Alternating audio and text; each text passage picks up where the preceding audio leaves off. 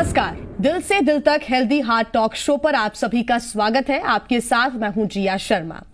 दिल से दिल तक हेल्दी हार्ट टॉक शो हृदय रोगों के बारे में लोगों को जागरूक करने की एक अनूठी पहल है, क्योंकि दिल की बीमारी विश्व भर में जल्दी मृत्यु का एक बड़ा कारण है। हमारे भारत में ही हर 33 सेकंड में एक व्यक्ति हृदय रोग से मृत्यु को प्राप्त होता है, जो कि चिंतनीय बना हुआ है। लगातार इस पर लोग चर्चा भी करते हैं और हृदय रोगों के बारे में लोगों को जागरूक करने के लिए 29 सितंबर को विश्व हृदय दिवस मनाया जाता है। इसी के उपलक्ष्य में आज हमारे बीच देश के जाने माने प्रसिद्ध हृदय रोग विशेषज्ञ doctor Shailendra Trivedi, doctor Girish Kauthekar, doctor Siddhant Jain और डॉक्टर अनिरुद्ध व्यास मौजूद हैं, हमारे साथ जुड़ चुके हैं, जो हमें हृदय रोगों से बचाव और उनके उपचार के बारे में अधिक जानकारी देंगे। दिल से दिल तक हार्ट टॉक शो में आप सभी का बहुत स्वागत है। और सबसे पहला सवाल मैं डॉक्टर शैलेंद्र त्रिवेदी आपसे करूंगी, क्योंकि लगातार हृदय रोग से मरने वालों की जो संख्या है भारत में वो बढ़ती जा रही है, लेकिन इसके पीछे का मुख्य कारण क्या है, ये बड़ा सवाल है। एक चिकित्सा विशेषज्ञ के रूप में आप अपनी लाइफस्टाइल, जीवन शैली में क्या बदलाव लोगों को सुझाव देंगे, उसके बारे में? तो जैसा कि आपने पूछा कि हृदय रोगों का सबसे मुख्य कारण जीवन शैली में जो हमारे परिवर्तन हो रहा है, तो अच्छी जीवन शैली कैसे होना चाहिए। तो देखिए, हमारे जीवन शैली में सबसे आवश्यक है कि हम एक्सरसाइज करें और हम जो भोजन करते हैं उसमें सभी प्रकार के एलिमेंट्स, जो carbohydrate, protein, vitamins, minerals, fats, इनका एक प्रॉपर प्रोपोर्शन हो। तो हमारी डाइट में फ्रूट्स और वेजिटेबल्स की प्रचुर मात्रा होना चाहिए, प्रोटीन्स ज़्यादा होना चाहिए और फैट्स का कंटेंट कम होना चाहिए, जो हमारे कैलोरीज का करीब 7 से 8% ही बनाए, इससे ज़्यादा फैट नहीं लेना चाहिए। हमें नियमित रूप से व्यायाम करना चाहिए। इसके अलावा एक बहुत चीज़ इम्पॉर्टेंट जो है वो है, हमारे युवाओं में तंबाकू का सेवन काफ़ी बढ़ रहा है, मेनली स्मोकिंग के रूप में। तो स्मोकिंग बड़ी हार्मफुल होती है, हमें स्मोकिंग नहीं करना चाहिए या तंबाकू का उपयोग किसी भी रूप में नहीं करना चाहिए। अल्कोहल का सेवन नहीं करना चाहिए। अल्कोहल यदि कम मात्रा में लिया जाए तब तो शायद टॉलरेबल है, लेकिन नियमित सेवन अल्कोहल का निषिद्ध है। उस लाइफस्टाइल में ये चेंज करना आवश्यक है। और इसके अलावा हमें अपनी जो रिस्क फैक्टर्स कहे जाते हैं, डायबिटीज़, ब्लड प्रेशर, मोटापा है, इन सबको कंट्रोल में रखना चाहिए। बिल्कुल, तो ये पूरा एक लाइफस्टाइल हो सकता है, आपका रूटीन आपको चेंज करना चाहिए ताकि आप अपने हार्ट को स्ट्रांग और चुस्त दुरुस्त रख सकें। डॉक्टर गिरीश, मेरा अगला सवाल आपसे रहेगा कि एक मरीज दिल का दौरा पड़ने की पहचान कैसे कर सकता है? कौन से ऐसे सिम्टम्स होते हैं? क्योंकि दिल का दौरा पड़ने और गैस्ट्रिक परेशानी के कारण होने वाला जो दर्द होता है, उसके बीच में कभी कभी डिफरेंस करना बहुत मुश्किल हो जाता है। और दिल का दौरा पड़ने पर व्यक्ति को बचाने के लिए जो सबसे पहला उपचार होता है वो क्या हो सकता है? क्या कदम हम उठा सकते हैं? यहाँ ये एक बहुत इम्पॉर्टेंट चीज़ है कि हम भारतीयों में हार्ट की प्रॉब्लम, हृदय के रोग के विकार ज़्यादा हैं और कम उम्र में हैं। कई बार हम लोग, सबसे बड़ा इम्पॉर्टेंट है, जैसे मैंने कुछ दिन पहले भी बोला था कि heart is time is muscle, मतलब समय बहुत इम्पॉर्टेंट है। तो ये दोनों भाग जो आप पूछ रहे हैं ये इम्पॉर्टेंट हैं कि जैसे कैसे पहचानें कि हार्ट की प्रॉब्लम है ये। अच्छा, ये भी इम्पॉर्टेंट है कि हमारे देश में हर हार्ट का या कोई भी पेशेंट बोलता है गैस के कारण तकलीफ़ हो गई या एसिडिटी के कारण तकलीफ़ हो गई। क्या वो हार्ट से संबंधित तो नहीं है? एक बहुत सिंपल सा है कि हार्ट की परेशानी के लिए इम्पॉर्टेंट है कि यहाँ पर सब लोग सोचते हैं लेफ़्ट साइड में है, परंतु इसमें नॉर्मली सेंट्रली पेन ज़्यादा होता है। It can be both arms, it can be neck, it can be back, और अपने कोहनियों में भी हो सकता है। तो ये पेन किसी भी तरह से हो सकता है। या अगर कोई डायबिटिक है तो उसको हो सकता है पेन ना हो, उसको भारीपन महसूस हो। ऐसा कहते हैं कई बार डायबिटिक लोगों में साइलेंट अटैक, पर मोटे तौर पे समझना ज़रूरी है कि साइलेंट अटैक साइलेंट नहीं होते, हम मिस करते हैं उसके वार्निंग सिग्नल, जैसे भारीपन या सांस फूलना। तो ये सिम्टम्स हैं।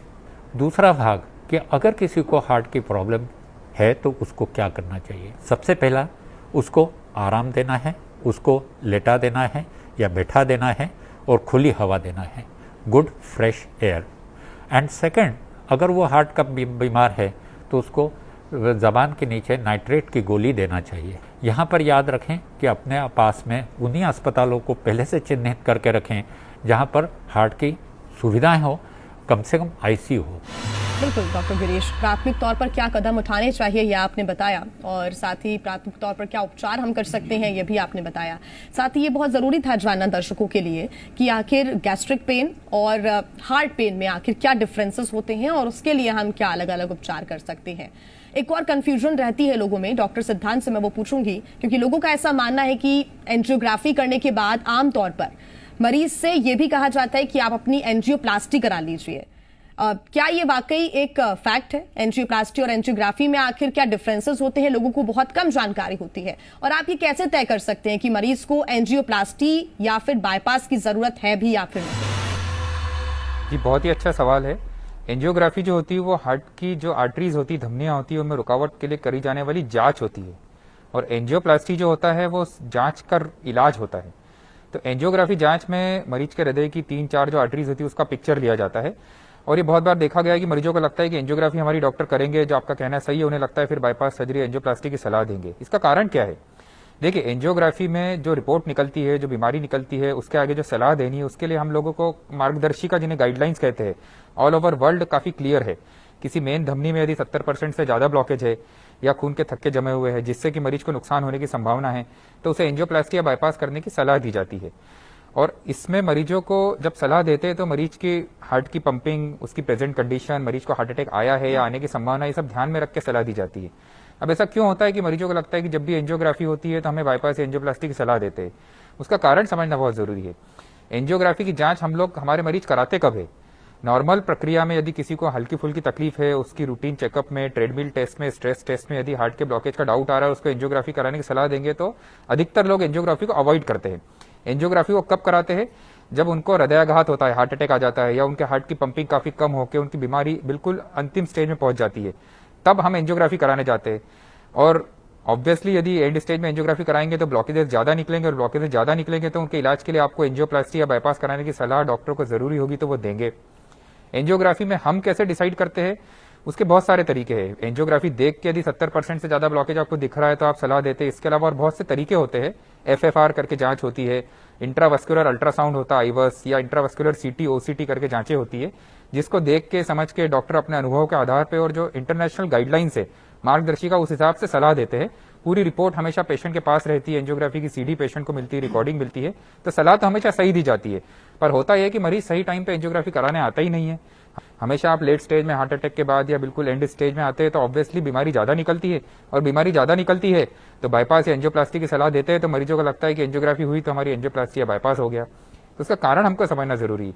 यदि हम हमारे हृदय के स्वास्थ्य के लिए, हमारे हृदय के लक्षणों के लिए, दिल की ब्लॉकेज की बीमारी के लिए पहले से जागरूक रहेंगे, हम आगे बढ़ के अपनी जांच कराएंगे। यदि आपकी उम्र 35-40 साल से ऊपर है, यदि आपके परिवार में किसी को हार्ट की बीमारी है, आपका वजन ज्यादा है, आपको शुगर है, कोलेस्ट्रॉल है, ब्लड प्रेशर है, या कोई और तकलीफ है जिससे हार्ट डिजीज होने की संभावना बढ़ती है, तो प्लीज अपना रेगुलर चेकअप कराइए। आप जब रेगुलर चेकअप कराएंगे तो बीमारी बहुत कम स्टेज में पकड़ में आएगी। उस टाइम हो सकता है एंजियोग्राफी में आपके ब्लॉकेज काफी कम निकले और डॉक्टर खुशी खुशी आपको कहे कि आप सिर्फ दवाइयां ले और दवाइयां से ही आपकी बीमारी नियंत्रित हो जाएगी। परंतु आप यदि अपने स्वास्थ्य की अनदेखी करेंगे और आप खुद हार्ट डिजीज की एडवांस स्टेज से, हार्ट अटैक से ग्रसित होंगे, और फिर आप इमरजेंसी में हार्ट हॉस्पिटल में जाके वहां पे डॉक्टर से एंजियोग्राफी करवाएंगे, तो ब्लॉकेज निकलने की संभावना रहेगी, और डॉक्टर तो वही सलाह देंगे जो सही होगा। तो हमेशा सलाह सही दी जाती है, मरीज डायग्नोसिस करने में, सही टाइम पे पहुंचने में लेट हो जाते हैं। ये कारण है कि मरीजों में भ्रांति बहुत ज्यादा फैली हुई है। डॉक्टर अनिरुद्ध भी लगातार हमारे साथ बने हुए हैं। डॉक्टर अनिरुद्ध, पेसमेकर के बारे में ज्यादा जानकारी लोगों को नहीं होती है कि आखिर इसका इस्तेमाल कब और कैसे करना चाहिए, इसकी आवश्यकता कब पड़ती है, और पेसमेकर के आखिर अगर प्रकार होते हैं तो वो कितने प्रकार के होते हैं। सबसे पहले बताएं कि आखिर पेसमेकर कैसा डिवाइस होता है और साथ ही इसकी आवश्यकता कब मरीज को ज्यादा देखने को मिलती है। जैसे इंजन में स्पार्क प्लग और फ्यूल सप्लाई जैसे मुख्य एस्पेक्ट होते हैं, वैसे ही ह्यूमन हार्ट में भी इस तरह का सिस्टम होता है। फ्यूल सप्लाई में ब्लॉकेज की वजह से जो होने वाली व्याधियां हैं उसके बारे में तो जनसाधारण को काफ़ी ज़्यादा इंफॉर्मेशन रहती है, जिसे हार्ट अटैक कहते हैं। बट जो इस स्पार्क प्लग के फॉल्ट की वजह से होने वाली व्याधियां हैं, जो हार्ट के कंडक्शन सिस्टम में बीमारी होने की वजह से होती है, उसके बारे में जनसाधारण में ज़्यादा इंफॉर्मेशन और नॉलेज नहीं है। इसी तरह की बीमारियों की वजह से हृदय की गति अनियमित रूप से बहुत ज़्यादा या बहुत कम हो सकती है। इस स्थिति को टेकिकार्डिया या कंप्लीट हार्ट ब्लॉक कहते हैं। ऐसी स्थिति में इस बिगड़े हुए बिजली के तंत्र को सुनियोजित तरीके से वापस क्रियाशील करने के लिए एक इलेक्ट्रिकल डिवाइस लगाई जाती है, जो यहाँ लेफ्ट साइड में कॉलर बोन के नीचे स्किन के अंदर फिट करते हैं और उससे कुछ तार हार्ट को बिजली के सिग्नल प्रोवाइड करते हैं। इस तरह की डिवाइस को पेसमेकर कहते हैं। पेसमेकर हृदय की गति कम होने पे, हृदय की गति बहुत ज़्यादा होने पे और हार्ट की पंपिंग वीक होने पे लगाए जाते हैं। ये पेसमेकर वे इलेक्ट्रिकल डिवाइसेस हैं जो आकस्मिक जान जाने के खतरे से मरीजों को बचाती हैं और इस तरह ये हार्ट के ट्रीटमेंट में काफ़ी सहायक होती है। डॉक्टर शैलेंद्र, अभी जो कोरोना का संकट लगातार हमारे बीच चल रहा है, ऐसे में हमने देखा है कि जिनकी इम्यूनिटी बहुत अच्छी है वो तो इससे पार पा रही है, इससे जंग जीत रहे हैं, लेकिन जिनकी इम्यूनिटी थोड़ी सी वीक है वो कहीं ना कहीं इसके खतरे को ज्यादा झेल भी रहे हैं। और ज्यादातर हमने देखा है कि जो थोड़े से एजेड हैं लोग, उनमें हार्ट अटैक का जो प्रॉब्लम है वो ज्यादा बना हुआ है और सीधे मृत्यु हो जाती है। कोरोना अगर वो पॉजिटिव है, हार्ट अटैक आता है और उनकी मृत्यु हो जाती है। इसके पीछे की मुख्य वजह आप क्या मानते हैं? दूसरा सवाल ये रहेगा कि इससे बचने के लिए आखिर कोरोना पॉजिटिव मरीज क्या करे?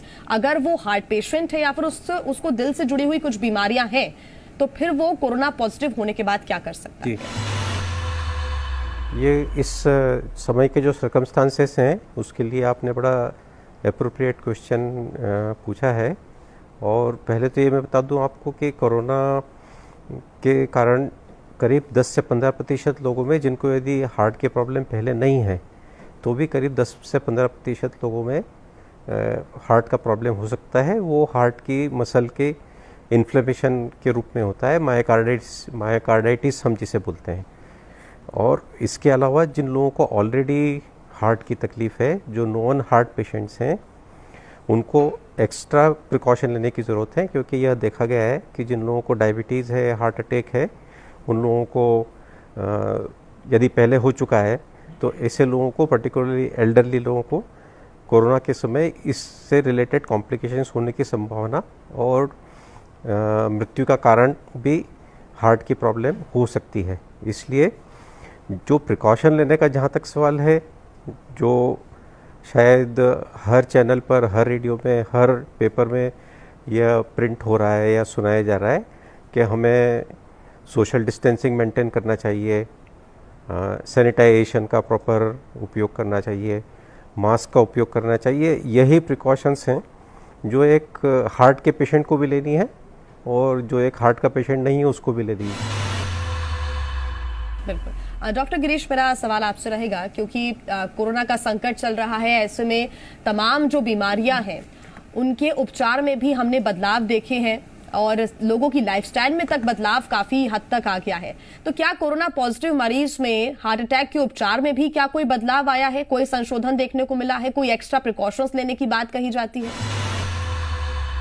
देखिए, सबसे पहला तो पॉइंट एक है कि अभी हमें इस महामारी के बारे में, मतलब कोरोना के बारे में 6-8 महीने की ही जानकारी है।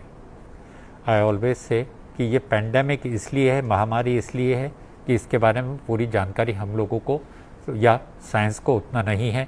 अगर मालूम होता तो हम लोग कब का इसको कंट्रोल कर लेते। सेकंड पार्ट है कि फिर भी 6-8 महीने में जो गाइडलाइंस आई हैं उसके अनुसार मैं इसको 2 चीज़ों में बांटूंगा। एक तो है ना, किसी कोरोना पेशेंट को है ना हार्ट की प्रॉब्लम हो जाए तो क्या करना है, और दूसरा कि किसी को हार्ट अटैक हो गया और उसको अपने अस्पताल में ला रहे हैं तो उनका क्या, किस तरह से इलाज हो।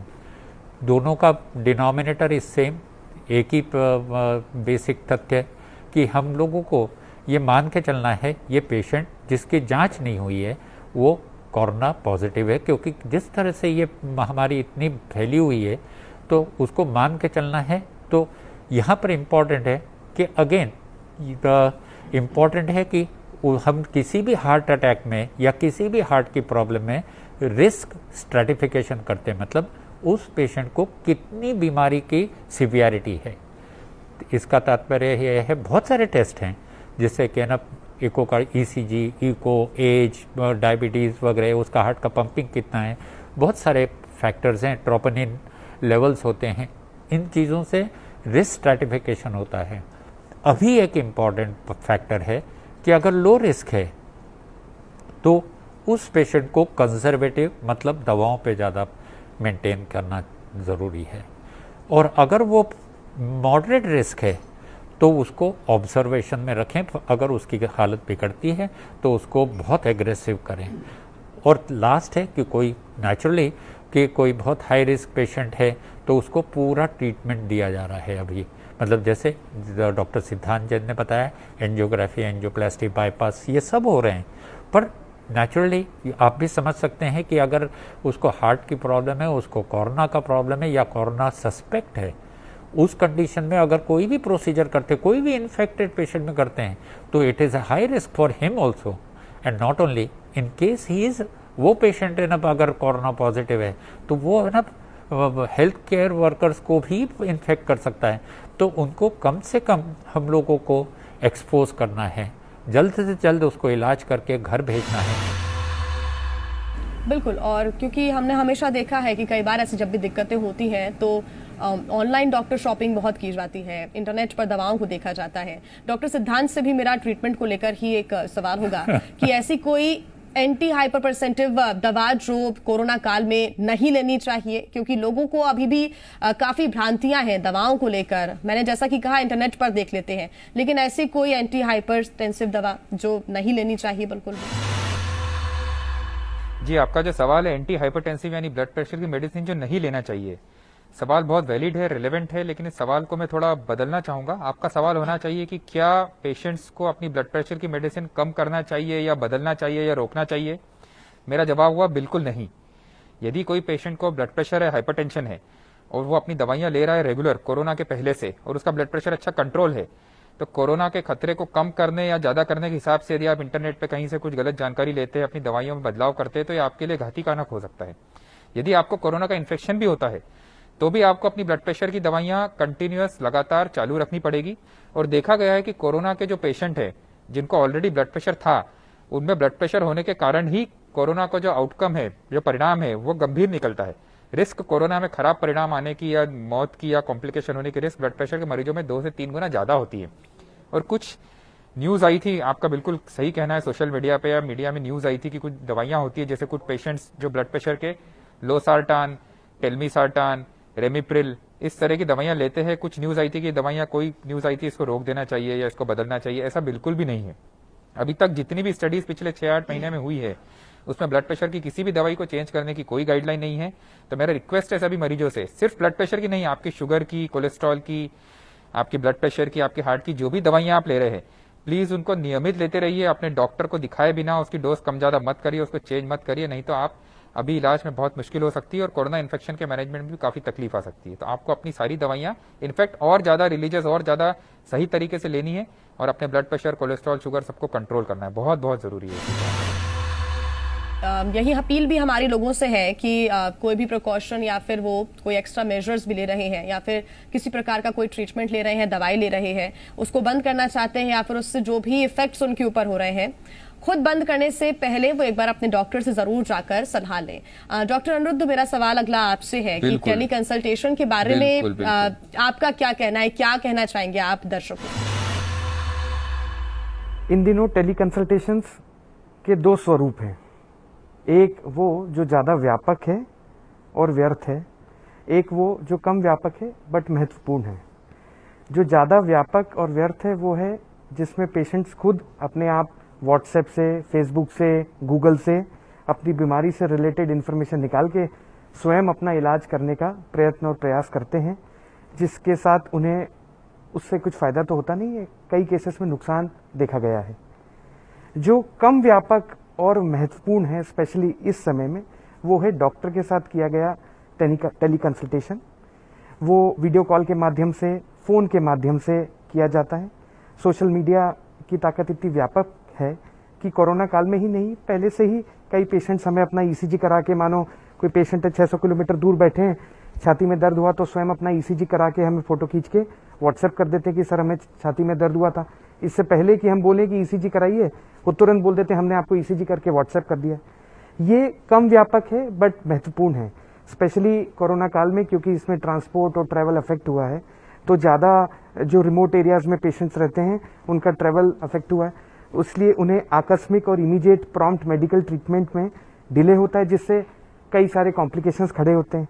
इन कॉम्प्लिकेशंस को एक अच्छे स्वस्थ टेली कंसल्टेशन के माध्यम से सॉल्व किया जाता है। बट इसमें यह समझना बहुत ज़रूरी है कि किस तरह के सिम्टम्स, किस तरह के लक्षणों को हम टेली कंसल्टेशन के माध्यम से सॉल्व कर सकते हैं, किस तरह के रोगों का उपचार टेली कंसल्टेशन के माध्यम से हो सकता है। फर्ज करिए जैसे कोई ब्लड प्रेशर का मरीज है या ब्लड शुगर का मरीज है और वो नियमित रूप से अपना ब्लड शुगर और ब्लड प्रेशर कंट्रोल करके रीडिंग्स आप अपने डॉक्टर के साथ शेयर कर रहा है। अगर वो सब चीज़ें सामान्य है और कंट्रोल है तो ये चीज़ें टेली कंसल्टेशन के माध्यम से की जा सकती है।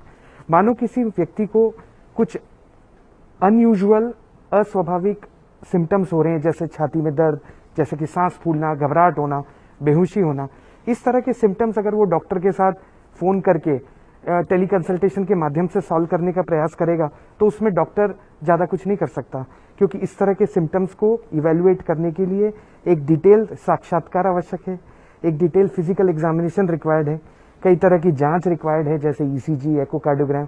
इस तरह की इश्यूज के लिए डॉक्टर के पास पहुंचना बहुत आवश्यक है। बट स्टेबल इश्यूज के लिए हम जरूर टेली कंसल्टेशन के माध्यम से हमसे कोसों दूर बैठे डॉक्टर के साथ वार्तालाप कर सकते हैं। इस समय इस वक्त की रिक्वायरमेंट है कि हम इस चीज की यूटिलिटी को समझें और इससे होने वाली परेशानी और दुर्भाग्यपूर्ण इवेंट से बचें। बिल्कुल, आप सभी डॉक्टर्स का हमारे साथ जुड़ने के लिए और दिल से दिल तक हेल्दी हार्ट शो में हृदय से जुड़ी महत्वपूर्ण जानकारी आपने साझा की, हमारे दर्शकों तक ये इन्फॉर्मेशन आपने पहुंचाई। आप सभी का बहुत बहुत शुक्रिया, बहुत धन्यवाद हमारे साथ जुड़ने के लिए। और इसी के साथ दिल से दिल तक हेल्दी हार्ट टॉक शो में फिलहाल इतना ही। धन्यवाद।